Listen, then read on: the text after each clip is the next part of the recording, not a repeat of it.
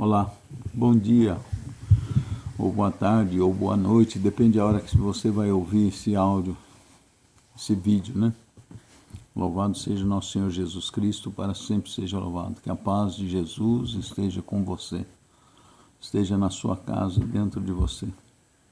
Obrigado, Senhor Jesus, por esse dia maravilhoso que o Senhor nos dá. Muito obrigado, meu Deus, mais uma oportunidade de vida para nós praticarmos as boas obras que de antemão Tu preparaste que nós praticássemos. Peço a Ti, Senhor, que o Senhor abençoe o nosso dia, seja produtivo e de paz, que nós possamos fazer a coisa certa, de modo certo, no tempo certo, Senhor.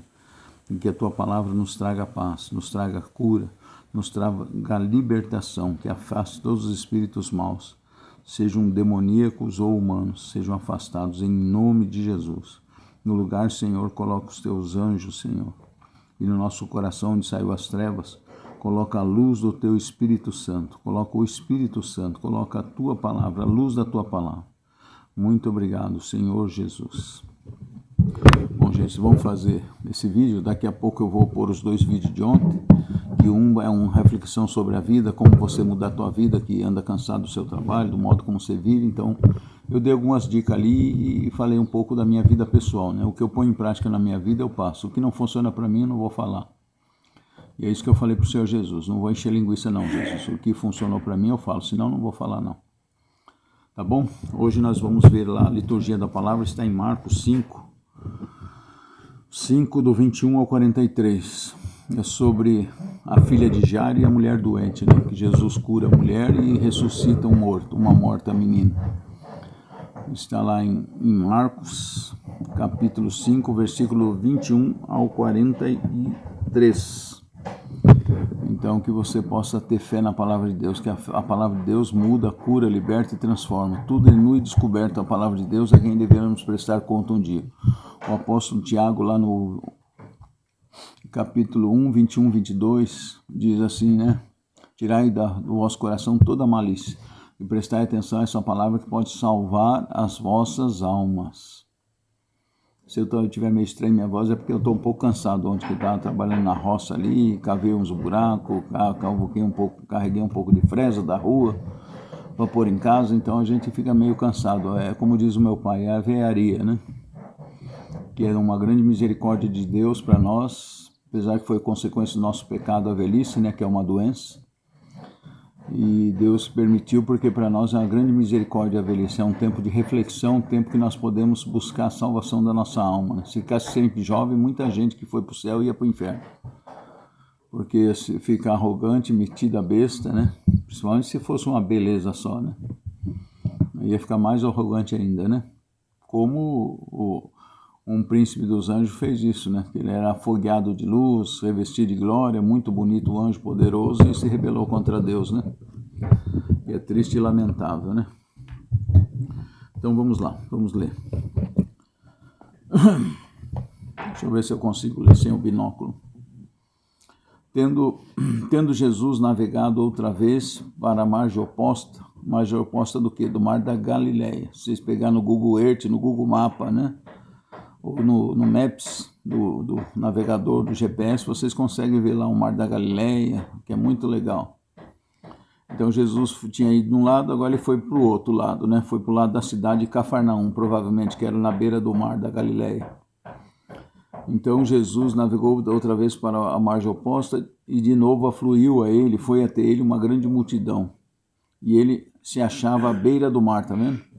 Quando um dos chefes da sinagoga o que era? É como se fosse nossa igreja hoje, nossa comunidade, nossa capela, né? Tinha o templo lá de Jerusalém e algumas cidades, né, de Jerusalém, talvez quase todas, tinha a sinagoga, o lugar onde se reuniam, né? Eles, talvez salão, talvez uma igrejinha pequena, talvez uma casa grande, não sei. Eram as sinagogas onde eles faziam as orações, quem não podia ir até Jerusalém, né? Tinham as suas igrejas, suas comunidades, né? Então, um dos chefes da sinagoga, ó, tá vendo? Jairo, chefe da sinagoga. Ele se apresentou à vista de Jesus, lançou-se o quê? A seus pés. Essas coisas que nós temos que prestar atenção na palavra de Deus para nós começar a praticar. Às vezes a pessoa vai até Jesus e vai pedir as coisas, ou implorar por a salvação, libertação de um filho, de uma pessoa da droga, ou da desgraça financeira. A pessoa vai pedir para Jesus e fica lá em pé com o queixo erguido. Não, se prostra, chora, geme, fica de joelho diante dele. Pensa que ele está ali em pé na tua frente, né? Isso chama-se fé. Então o homem lançou-se a seus pés e, rogando-lhe com insistência, dizia: minha filhinha está nas últimas. Ó, que ele tinha grande amor por essa filha. Vem, impõe-lhe a mão. Era uma filhinha pré-adolescente, né? Vem, impõe-lhe as mãos para que se salve viva. Tá vendo? Ele acreditou que seria possível isso. Estava morto. Jesus foi com ele e grande multidão o seguia, tá vendo? Comprimindo, apertando Jesus, né? Todo mundo queria tocar em Jesus, né? E talvez muitos tocassem nele. Ora, havia ali uma mulher que já por 12 anos padecia de um fluxo de sangue, hemorragia, né? Sofria muito nas mãos de vários médicos, gastando tudo que possuía, sem achar nenhum alívio. Pelo contrário, piorava cada vez mais. Tendo ela ouvido falar de Jesus, ela ouviu dizer, ela ouviu falar de Jesus. O que ela fez foi procurar saber, né? Ouvido falar de Jesus, veio por detrás, entre a multidão, e tocou-lhe na orla do seu manto. Ela foi abaixada e escondida. Sabe por quê? Mulher, quando tinha hemorragia ou tinha fluxo de sangue, elas não podiam andar no meio do povo, que eles consideravam impura. Eles eram tão ignorantes que, além da impureza física, eles consideravam como se fosse uma impureza espiritual. E se elas fossem pegas assim impunemente andando, podia ser até apedrejada, né? Ou julgada e condenada, né? Receber uma punição por andar no meio da rua dessa forma. As mulheres já não podiam andar muito, que dirá com esse problema, né? Com fluxo de sangue. Mas mesmo assim ela arriscou tudo. Então, ela dizia consigo, quer dizer, ela falava com ela mesma, né? Se eu tocar, ainda que seja na orla do seu manto, quer dizer, na barra, estarei curada. Ora, no mesmo instante se lhe estancou a fonte de sangue. Ela tocou em Jesus, no mesmo instante parou da hemorragia. E ela teve a sensação de estar curada. Jesus percebeu imediatamente que saíra dele uma força. E voltando-se para o povo, perguntou: quem tocou minhas vestes? Aí os apóstolos Pedro, sempre que era o mais falador, né, mais entrão, sincerão, falou: vês que a multidão te comprime, você pergunta quem me tocou, quer dizer, todo mundo estava tocando nele, mas só aquela mulher tocou de forma diferente.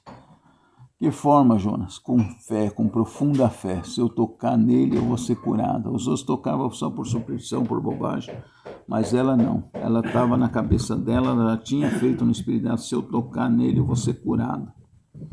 Então é a única que tocou diferente. E os apóstolos não entendiam. Mas Jesus, no outro evangelho, se vocês pegar lá em Lucas 8, 40, 56, vocês vão ver que Jesus fala assim: não, alguém me tocou, que saiu uma energia de mim, saiu uma força de mim. Ela arrancou a cura de Jesus com a fé dela, você vê? Por isso que Jesus fala: tua fé te curou, né? Vês que a multidão te comprime e perguntas quem me tocou? E Jesus olhava ao redor, em volta, para ver quem o fizera, quem o tocara daquela forma, né? Com aquela fé que saiu uma força de Jesus, uma energia. Ora, a mulher, atemorizada e trêmula, sabendo o que nela se tinha passado, veio e lançou-se o quê? A seus pés. De novo aí, gente. Eu fico triste quando eu vou na igreja, as pessoas em quase momento nenhum se ajoelham, quando muito na consagração só do corpo e o sangue de Cristo, e depois alguns nem na consagração não se ajoelham. Na hora do perdão fica assim com a cabeça erguida para cima: eu não tenho pecado nenhum, Jesus que se ajoelhe. Não, as pessoas não falam isso, né? Mas me irrita de ver a pessoa não se tocar, né? Vai pedir perdão de pé para Deus. Esse aí deve ser santo, né? Que fica em pé diante de Jesus, é santo. Eu, quando eu vou na missa, na igreja, eu me ajoelho. Quando é na hora do perdão, me ajoelho. Na hora da consagração, a gente se ajoelha, eu e minha esposa, e fica ajoelhado segundo a liturgia até a hora que o padre termina as orações, que ali nós estamos diante de Jesus e está fazendo um pedido pelo povo, pela igreja, por todo mundo. Então nós ficamos de joelho até quando ele vai dizer amém, né? Aleluia, glória, né? Que daí termina a oração da eucarística completa, né? Aí que a gente tem que se levantar segundo a liturgia. O pessoal não, fica tudo de pé, queixo erguido, distraído, com qualquer roupa avacaiada, sem respeito. Você acha que vai receber alguma coisa de Deus? De jeito nenhum, né? Como diz o apóstolo São Tiago, pessoa inconstante de dois pensamentos, como a onda do mar, não pensa que vai receber algo de Deus. Então, aí a mulher, atemorizada e trêmula, sabendo que que nela tinha se passado, e Jesus fez isso. Tem alguns segredos aqui nessa. Aliás, toda a palavra de Deus tem segredos que a gente tem que entender espiritualmente, né? Jesus não queria fazer a mulher passar vergonha, não. Ele queria que confirmasse a cura dela. Depois eu vou explicar o porquê.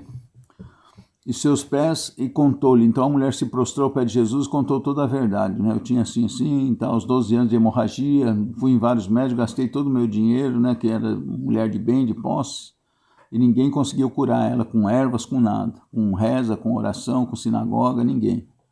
E aí ela tinha ouvido falar de Jesus, ela ouviu falar, mas ela não ficou só não ouviu falar, ela foi procurar saber, foi procurar conhecer. É o que nós temos que fazer. Muita gente ouve falar de Jesus, mas não procura conhecer. Mas ele lhe disse: filha, a tua fé te salvou. Você viu o que ele falou? Ele não falou: eu te curei. Salvou aqui no sentido de curar, e salvou a alma também, né? Porque a palavra salvar e curar eram praticamente as mesmas, semelhantes, vamos dizer assim, né? Então, tua fé te salvou, tua fé te curou, né? Ele não falou: eu te curei. Por quê? Ela arrancou isso, e Jesus falou que tudo para nós é possível assim, se nós tivermos essa fé. E Jesus falou: vai em paz e ser curada do teu mal, né? E aqui nós vamos continuar lendo. Então, a mulher aqui, vamos interromper um pouquinho. A mulher hemorrágica, o Senhor Jesus falou para uma pessoa que se a pessoa adotar os passos dessa mulher, recebe qualquer coisa dele. Que passos, né? Esses 4 passos. Primeiro passo, ela planejou.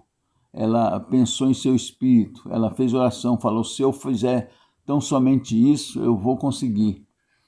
Lógico, sempre pedindo a Deus, né? E aí ela tomou atitude, e o segundo passo, tomar atitude, se mexer. Ela foi atrás, mesmo arriscando ser apedrejada, né? ser judiada, né? Foi atrás. Aí ela chegou, tomou posse, quando ela tocou em Jesus, tomou posse daquilo que ela disse que ia fazer, ela fez aquela atitude, terceiro passo. E o quarto passo que todos nós precisamos fazer, né?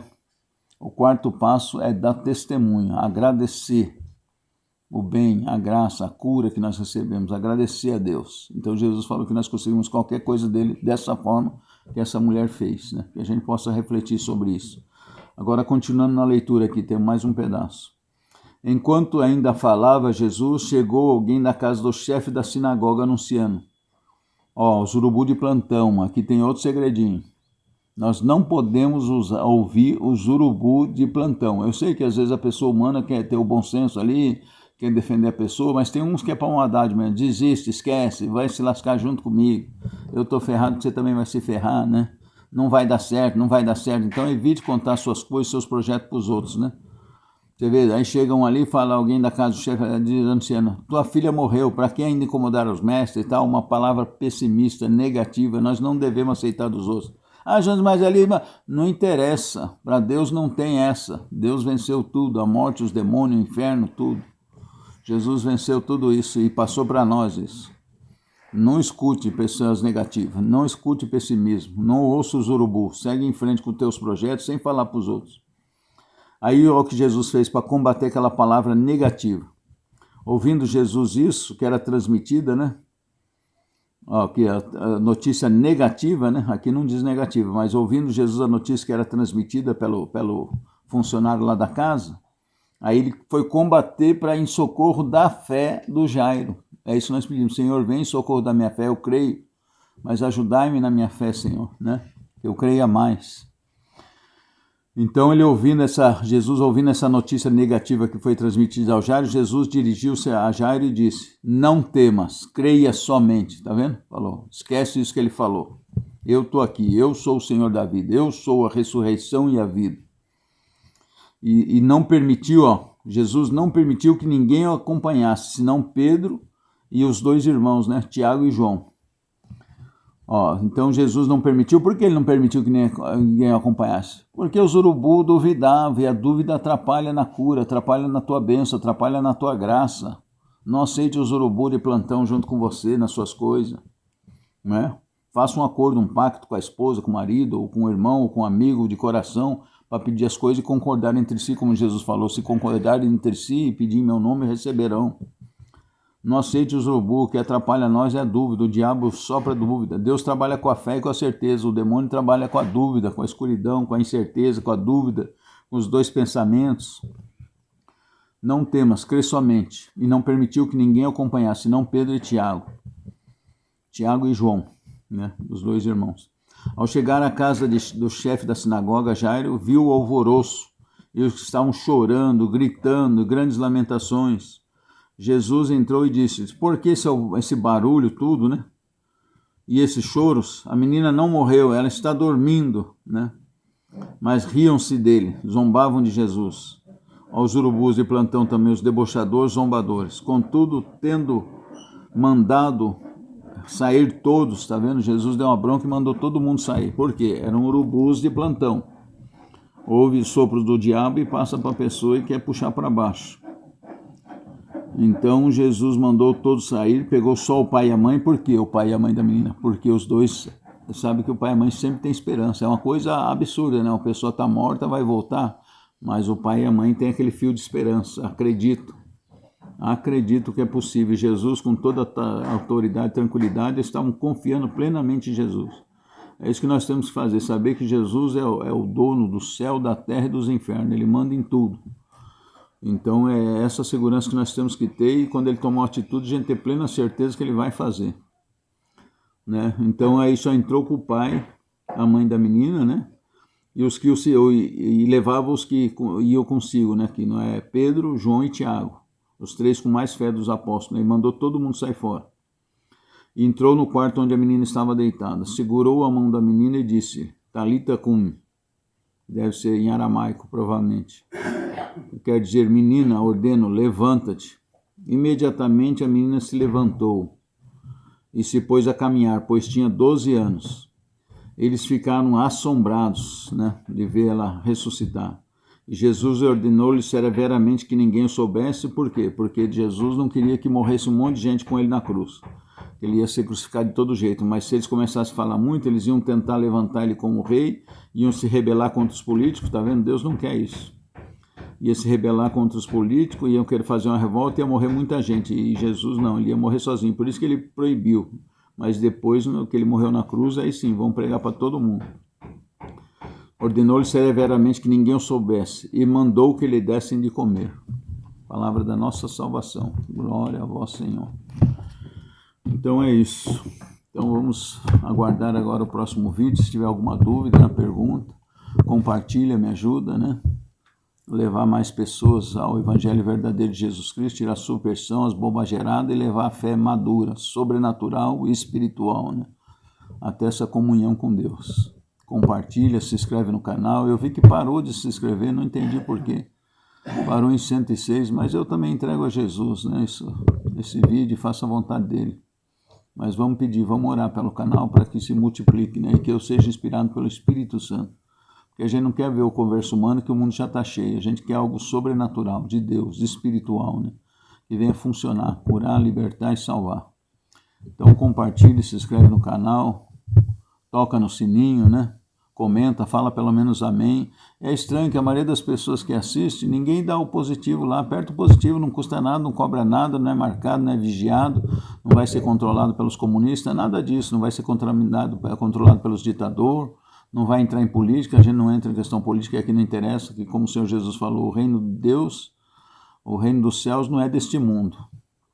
Os políticos, aliás, precisam se arrepender e procurar Deus para se salvar também, tá bom? Então fique com Deus, até o próximo vídeo. E ouça lá, veja os dois vídeos, eu vou ver se consigo transmitir os dois de ontem e pôr lá no canal também.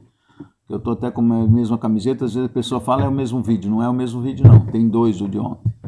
Um é muito interessante que fala a respeito da vida material, como você mudar a tua vida, tá bom? Fica com Deus. Até a próxima.